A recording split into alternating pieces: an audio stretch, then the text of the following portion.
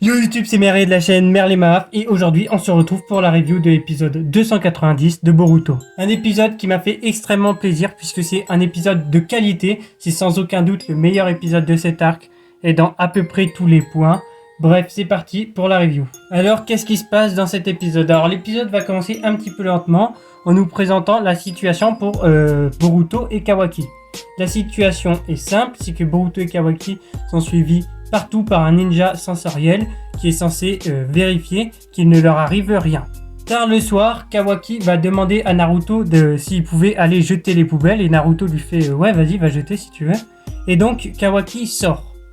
Il est toujours surveillé par ce ninja sensoriel, il va jeter les poubelles et il saute dans un buisson. Quelque temps après, il sort de ce buisson, le ninja sensoriel dit donc ok c'est bon, je sens un chakra, il est rentré dans la maison, aucune alerte. Mais en même temps, Boruto a senti un truc un petit peu bizarre, comme si le chakra de Kawaki était dédoublé à l'extérieur et à l'intérieur. Il prévient Naruto et avec Naruto, il découvre que le Kawaki qui est retourné dans la maison était qu'un clone et que le vrai Kawaki avait tout simplement effacé son chakra. Bien sûr, Eida n'a pas manqué ça, elle l'a tout de suite vu grâce au Senrigan et elle prévient Code. Code se lance donc à la recherche de Kawaki.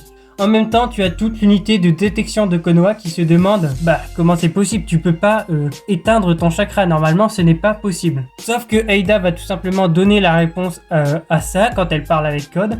En réalité, les Otsutsuki ont cette capacité d'effacer leur chakra. Mais le seul qui peut le sentir, c'est Boruto, sûrement grâce à leur connexion du fait qu'ils soient tous les deux Otsutsuki. Bref, Boruto va se lancer à la poursuite de Kawaki.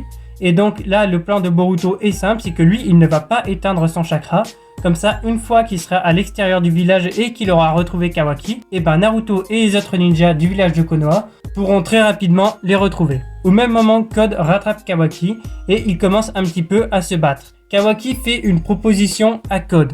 Il dit à Code de laisser Konoha et qu'il se venge à la place sur lui, vu que c'est Kawaki qui a porté le coup fatal à Ishiki. Code va lui dire en fait non, et qu'il a même plus l'intention de le tuer, qu'il va effectivement tuer tout le monde, sauf Kawaki, puisque quelqu'un a besoin de lui. Et c'est pour ça qu'il va l'emmener avec lui.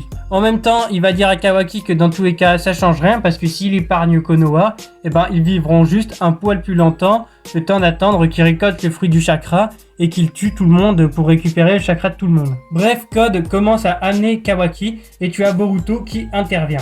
Boruto envoie un coup de pied à Code, et du coup, il s'interpose entre Kawaki et Code. Petite discussion entre Kawaki et Boruto qui sont en train de s'engueuler comme d'habitude, et Kawaki qui ne voit pas que en fait il a mis en danger tout le monde en sortant du village de Konoha, puisque forcément que les autres ninjas allaient le suivre. Bref, Boruto va donc utiliser son Kama et défier Code, et ça ce sera pour le prochain épisode. Bon, alors qu'est-ce que j'ai pensé de cet épisode?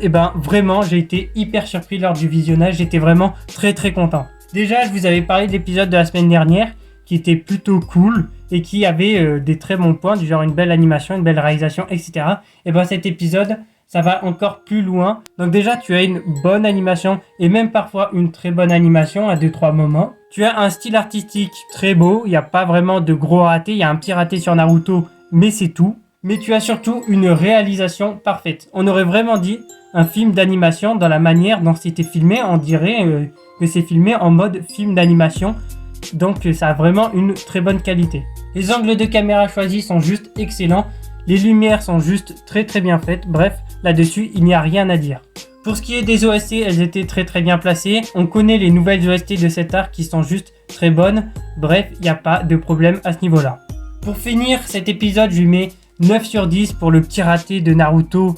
Mais voilà, ça c'est pas bien grave. Bref, 9 sur 10. N'hésitez pas à me dire ce que vous en avez pensé dans les commentaires. N'hésitez pas à vous abonner, à liker. Je vous dis à la prochaine. Allez, ciao!